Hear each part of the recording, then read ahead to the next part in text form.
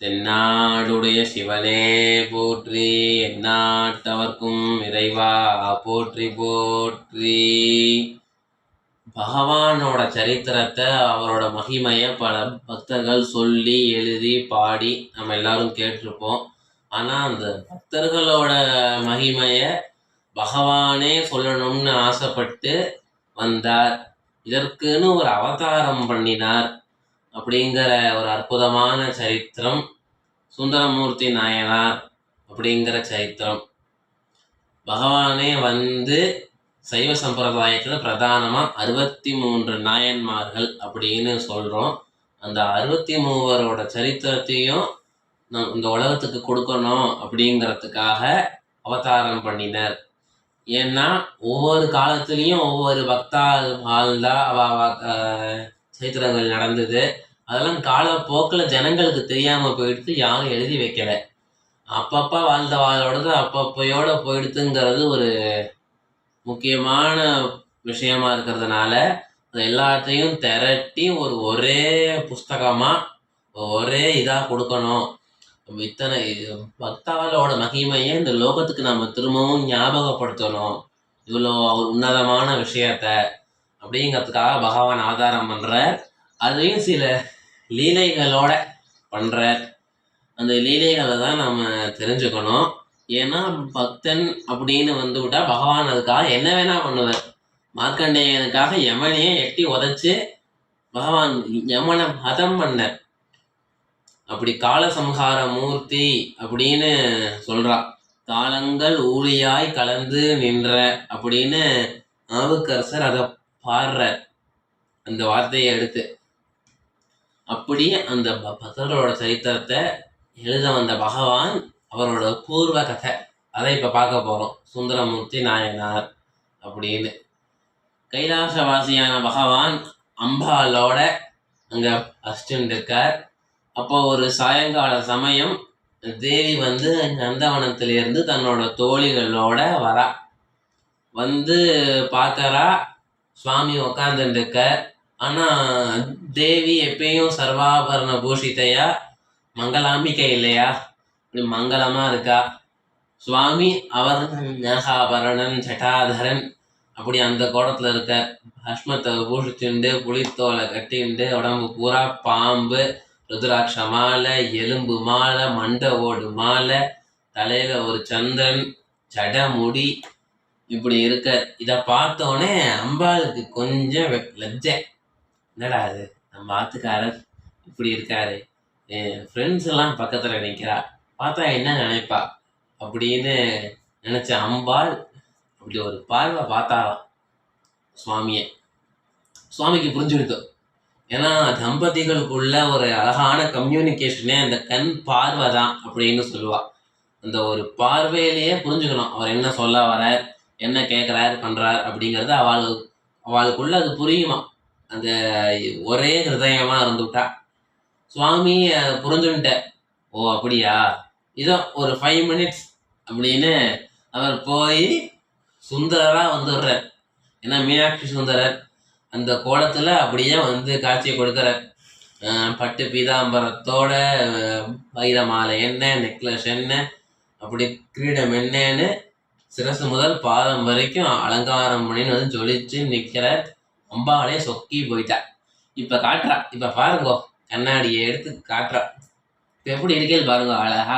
இதை விட்டுவிட்டு அந்த புலித்தோலையும் யானத்தோலையும் போட்டு நிற்கிறே அப்படின்னு காட்டுறா. இதுலேயும் சுவாமி ஒரு லீலை. அப்படியா, இங்கே காட்டு அப்படின்னு பார்த்தா அதில் அந்த ரூபம் பிரதிபலிக்கிறது.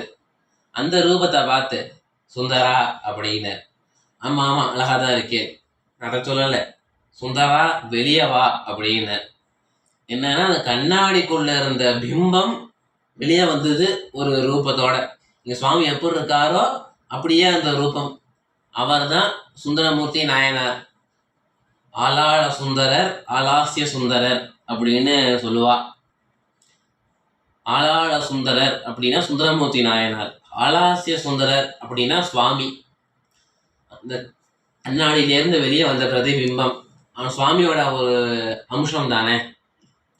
சுந்தரமூர்த்தி நாயனார் அப்படி இருந்தாலும் அவரும் தொண்டன் அப்படின்னே சொல்லிட்டு அந்த கைலாசத்துல அவர் கைங்கரியம் பண்ணிட்டு இருக்கார். எப்பயும் போல சுவாமிக்கு புஷ்பம் பறிக்கிறது, அவருக்கு பாத சேவை பண்றது, அவருக்கு சாமரம் போடுறதுன்னு இப்படி என்னென்ன கைங்கரியம் கிடைக்கிறதோ கைங்கரியம் பண்ணிட்டு கைங்கரியத்திலேயே இருக்கார்.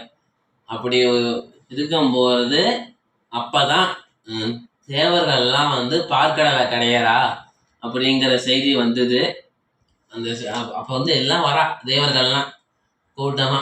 அப்ப நினைச்சுட்டா பார்க்கடலை கடைஞ்சு நிக்கேன்னு சொன்னா என்ன அமிர்தம் வந்துருத்து போல இருக்கே, என்ன வந்திருக்காரு அப்படின்னு எல்லாம் அவளோட எதிர்பார்த்துன்னு கைலாசத்துல உட்காந்துருந்தா வந்தோன்னே, அதாவது சுவாமி நாங்கெல்லாம் நீங்கெல்லாம் இந்த மாதிரி அமிர்தம் வேணும்னு பார்க்கடலை கடைஞ்சோம்.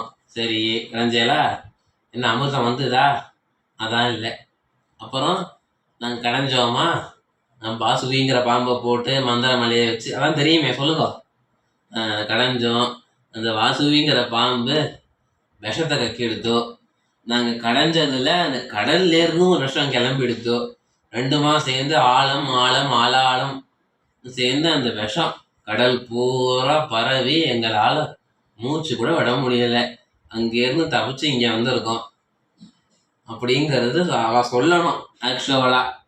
ஆனால் என்ன சொன்னா அப்படின்னா, நாங்கெல்லாம் போனோமா இந்த மாதிரி பார்க்கடல்ல சேர்ந்து ஒரு கூட்டு முயற்சி பண்ணோம். அசுராலையும் சேர்த்துண்டு எங்கள் பங்காளிகள் தானே எல்லாம் அங்காளி பங்காளியுமா சேர்ந்து ஒரு முயற்சி பண்ணினோமா. அதை பண்ணதில் ஃபஸ்ட்டாக ஒரு ப்ராஃபிட் வந்திருக்கு. முதல்ல வந்தால் அதை சுவாமிக்கு கொடுக்கணும் அப்படின்னு சொல்லுவா. பொதுவாக நம்ம எல்லாத்துலேயுமே இந்த வழக்கம் இருக்கு இல்லையா? இப்போ நம்ம எல்லாம் ஆஃபீஸ் போயிட்டோம், சம்பளம் வாங்கினோம்னா முதல் காசு சுவாமிக்கு கொடுக்கும்பா. தோட்டத்தில் ஏதாவது நல்லா காய்ச்சிட்டு ஆற்றுல செடி பூத்து சுவாமிக்கு வையும்பா. அந்த மாதிரி இவாளும் சொல்கிறாலாம், நாங்கள் பொண்ணையில் வந்த முதல் கெயின் அதை நாங்கள் உங்களுக்கு கொடுக்குறோம் அப்படின்னு. ஏன்னா நீங்கள் தானே முதல் கடவுள், பிரதான தெய்வம், அத்தியவோச்சதா பிரதமோ தெய்வியோ விஷத் அப்படின்னு வேதமும் சொல்றது ஸ்ரீருத்ரத்துல. பிரதமோ தெய்வஹா அப்படின்னு உங்களுக்கு சமர்ப்பிக்கலான் இருக்கோம் அப்படின்னு சொன்னா, என்ன கொண்டு வந்திருக்கேல் அப்படின்னா விஷம் அப்படின்னா. இவர் அதுக்கு மேல அப்படியா, சரி சரி கொடுங்க அப்படின்னா. இல்லை சுவாமி நாங்கள் கையில் எடுத்துன்னு வரல அப்படின்னா. எடுத்துன்னு வரலையா, எப்படி கொடுப்பேல்? அதை இங்கே நீங்களே வந்து எடுத்துக்கணும் அப்படின்னு. சரி அப்படின்ட்டு சுவாமி இப்படி ரைட் சைடில் திரும்பி பார்த்தேன். யாருன்னா சுந்தரமூர்த்தி நாயனார் நிற்கிறார். சுந்தரர்னு உங்களுக்கு புரியறதுக்காக சொல்கிறேன். பெரிய புராணத்தில் மொத்தம் 17 பேரில் வந்து சேக்கிலார் குறிப்பிடுறார் அங்கங்கே. ஆனால் அத்தனை பேரையும் சொன்னால் புரியாதுங்கிறதுக்காக நான் சுந்தரனே சொல்லிட்டு வரேன். சுந்தரரை பார்த்து, சுந்தரா அவ்விடத்தை இவ்விடம் கொண்டா அப்படின்னு சுவாமி. இங்கே தான் அந்த கவனிக்கணும். அவ்விடம், விடம்னா விஷம்ங்கிறத விடம்னு சொல்லுவா தமிழ்ல. அந்த விஷத்தை இவ்விடம், இந்த இடத்துல கொண்டு வா. இவ்விடம், அவ்விடத்தை இவ்விடம் கொண்டா அப்படின்னு சுவாமி சொன்னார். உடனே கிளம்பிட்டார் சுந்தரர். வாங்க போகலாம், எங்கே இருக்கு பார்க் கடல், இங்கே தானா, வாங்கன்னு சொல்லி எல்லாம் 6 வாரமாக கிளம்பி போனால் அங்கே எல்லாம் ஸ்ப்ரெட் ஆகிருக்கு. எல்லாம் ஒரே ப்ளூ கலரில் இருக்கு. இவர் போய் அந்த எல்லா விஷத்தையும் எடுத்து ஸ்ப்ரெட் ஆனதெல்லாம் இருந்து எல்லாரையும் காப்பாற்றி இந்த விஷம் எடுத்து கொண்டு வந்துட்டார் கையில். வந்தோடனே வந்து நிற்கிறார். சுந்தரா போயிட்டு வந்தீங்க, என்னாச்சு காரியம்? ஆச்சு சுவாமி. அவள் என்ன பண்ணுறா? அவள் வெளியே பார்த்துன்னு இருக்கா. நீ வந்துட்டேன், கொண்டு வந்தியா அப்படின்னு. ஏதோ சுவாமி இருக்குன்னு கையை காமிச்சார். அதில் விஷம் இருக்கு. அப்படியா, கூட அப்படி எடுத்து வாயில் போட்டுட்டார். அவர் தள்ள முட்டா மாதிரி. பக்கத்தில் உள்ள அம்பாள் பார்த்தா, அடா ராமா அப்படின்னா அம்பாள், என்னடா இப்படி பண்ணிட்டார் அப்படின்ட்டு பட்டுன்னு அந்த கழுத்தை அப்படி பிடிச்சுட்டா. பிடிச்சதெல்லாம் அந்த விஷம் அங்கேயே நின்று எடுத்தோம். ஏன்னா தத்துவம், ஏன்னா அதுக்கு மேலே போனால் சஷ்டி, இந்த விஷம் உள்ள இறங்கிச்சுன்னா எல்லாம் அழிஞ்சு விடும் இல்லையா? அங்கேயே விஷம் நின்றுடுது. அதனால அதுக்கு நீலகண்டன் அப்படின்னு ஒரு பேர் வேற. இந்த விஷத்தை அங்க இருக்கிறதுனால ஆலாலகண்டன் அப்படின்னு சொல்லுவா. அப்படிப்பட்ட பிரபாவம் உடையவர் சுந்தரமூர்த்தி நாயனார் அப்படிங்கிறதுக்காக சொல்றேன். இந்த சரித்திரங்கள்லாம் சேக்கிரர் சொல்லியிருக்கார். அப்புறம் இப்படியே கைங்கரியம் பண்ணிட்டு கணேசத்திலே இருந்தவர் ஒரு நாள் நந்தவனத்துக்கு போனும்போது அங்கே புஷ்பங்கள்லாம் பறிச்சுட்டுருக்கு. ஒவ்வொன்றா பறிக்கும்போது இப்படி நிமிர்ந்து பார்க்குற அந்த பக்கம் நிறைய பேர் பறிச்சுட்டுருக்கா.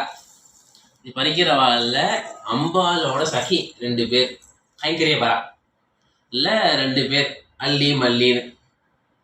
அந்த 2 ஸ்திரீகளை பார்த்த உடனே இவருக்கு அவ மேல ஒரு ஆசை வளருது.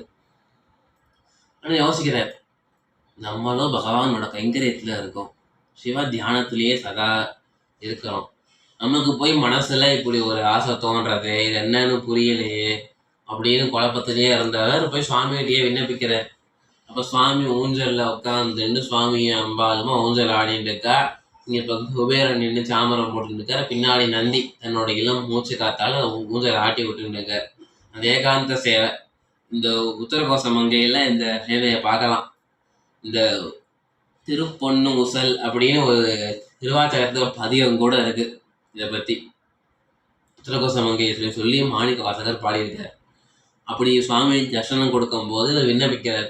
இந்த மாதிரி அடியேன் புஷ்பகைங்கரியம் பண்ண போகும்போது இப்படி ஒரு அபச்சாரம் நடந்துடுச்சே சுவாமி, எனக்கு இது என்னன்னு புரியலையே, இப்படி ஏன் ஆச்சு அப்படின்னு. இதுவும் ஒரு லீலை தான், காரணம் இருக்கு சொல்றேன்னு. உனக்கு அதில் ஆசையா? ஆமான்னு. ஆமா சுவாமின்னு. இப்போ போய் வாழ்ந்துட்டு வா அப்படின்ட்டார். என்ன சுவாமி இப்படி சொல்லிட்டேன், உங்களை விட்டுட்டு எங்கே போகிறது அப்படின்னு. அதெல்லாம் இல்லைப்பா, நீ போ, இந்த 2 ஸ்திரீகளோட பூலோகத்துக்கு போய் வாழ்ந்துட்டு வா, அவ கூட கல்யாணம் பண்ணி அவ கிரகஸ்தனாகி இல்லாத வாழ்க்கையில் இருந்துட்டு வா அப்படின்னு சுவாமி சொல்கிறார்.